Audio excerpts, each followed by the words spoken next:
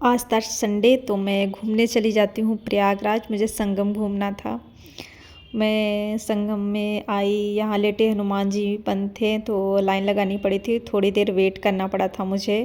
तो प्रसाद चढ़ाया यहाँ पर आराम से आप कर नहीं सकते हैं, जल्दी जल्दी करो और निकलो, बस अच्छे से दर्शन भी नहीं करने देते हैं। और मैं घूमने आई थी तो फिर मैंने देखा, फिर प्रसाद चढ़ाया। प्रसाद चढ़ाने के बाद मैं बाहर जाने लगी।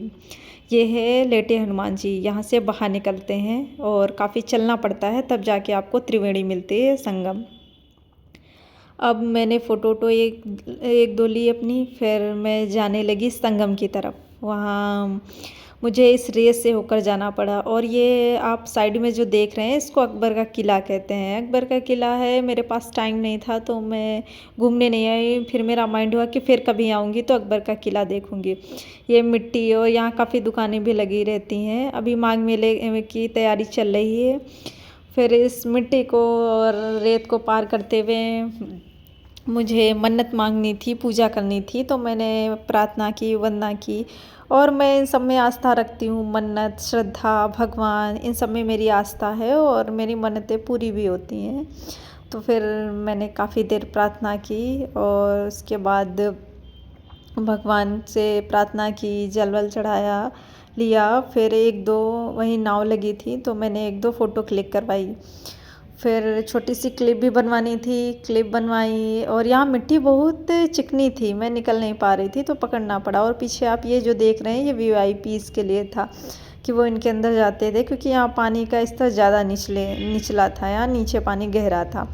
फिर मेरे मन में आया कि बोट करते हैं, तो फिर मैं नाव में बैठी। यहाँ पर अगर आप सिंगल जाते हैं तो 100-200 रुपये लेते हैं, और अगर आप रिजर्व करके जाते हैं तो 1000 8,000 रुपये। तो मैं रेंडमली ये नाव जा रही थी तो मैं अकेली थी तो मुझे बैठना पड़ा फिर मैं।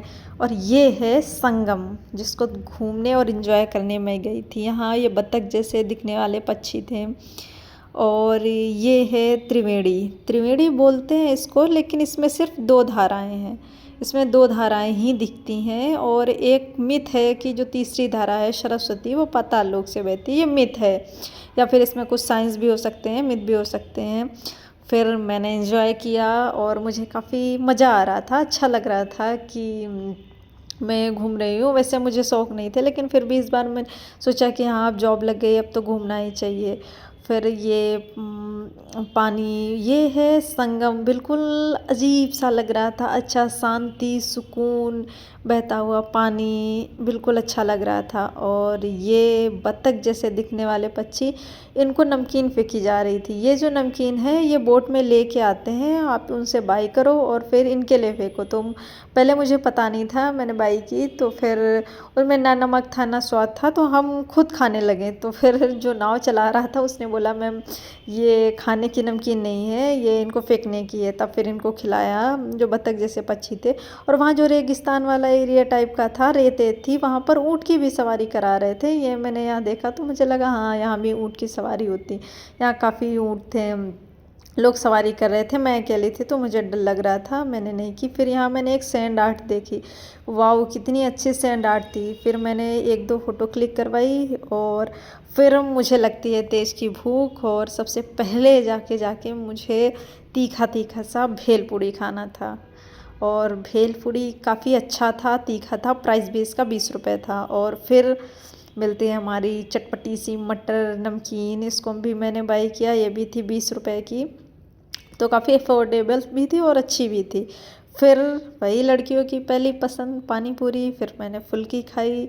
उसके बाद सर्दियों का मौसम चल रहा है तो मैंने गुड़ पट्टी खाई, मुझे अच्छी लगी। फिर जाते टाइम शाम हो गई थी और मुझे चाय पीना अच्छा लगता है, काफ़ी अच्छा लगता है। तो ये चाय भी अच्छी थी, 10 रुपये की दी थी, लेकिन अच्छी चाय थी। चाय पीते पीते मैंने एक आधी फ़ोटो क्लिक करवाई और फिर मैंने एक दो सेल्फ़ी खुद से ली। और यहाँ ही अब मुझे निकलना था, क्योंकि 4-5 बज रहे थे और सर्दियों का टाइम है तो ज़्यादा टाइम हो जाता, अंधेरा हो जाता है। फिर मुझे निकलना था, मैं थोड़ी देर पैदल चली और बाद में मैंने वहाँ से रिक्शा लिया। यही होती है आज की यात्रा ख़त्म, बाय।